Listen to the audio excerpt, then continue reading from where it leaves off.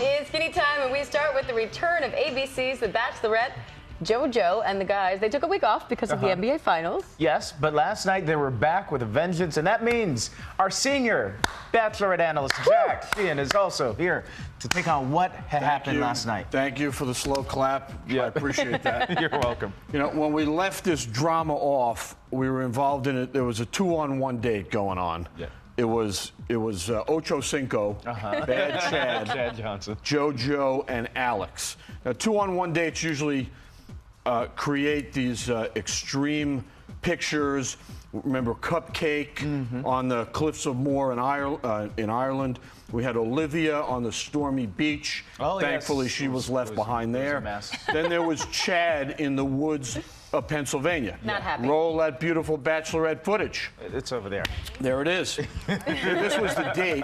This was JoJo basically telling Chad that he's got to go. So Chad made his way back to the house. He wasn't going gentle into that good night, as the saying goes.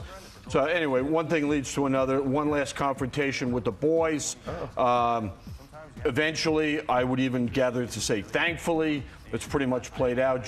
They were shaking hands, whatever. No apologies. Eventually, Chad's like, you know what? This is done. I'm out of here. Two other guys also went out at the first rose ceremony, Daniel and James F. Off to Uruguay. Why not? Okay. Because. First one-on-one date. Speaking of Jordan and JoJo, they jump in. They go swimming with seals.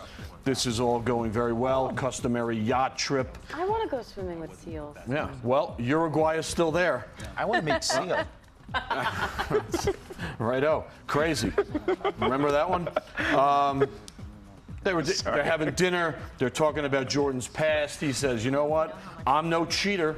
Okay. And then he went really important. He says, I'm going to quote, I'm falling in love with you. Ooh, baby Aaron? So, yeah. Because there were rumors that he had a girlfriend, right? And his ex posted all this so much bad for that. stuff about him. So much for that. Baby brother. He went there. All right, we got to move. Okay. Now there was this magazine thing. There was an article quoting JoJo's ex before Ben.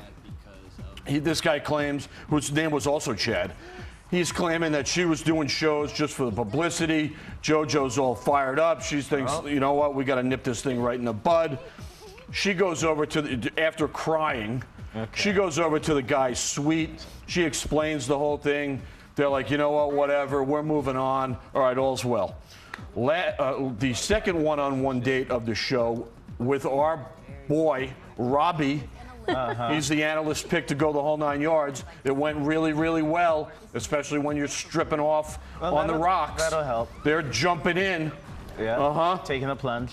Robbie, oh, by the way, he went there the whole 9. He goes, quote, I'm falling in love with you, JoJo. I'm not starting to fall in love with you. No, he is all in. What was her reaction? I think she said thank you or something. Whatever. It doesn't matter. There was a rose ceremony. There's 8 guys left. 3 of them that got ousted. Grant, Vinny, and Evan. Forget about them. They're gone. Yeah. So is the analyst. Out. But we just got... Bye, Jack. Your chair is still there.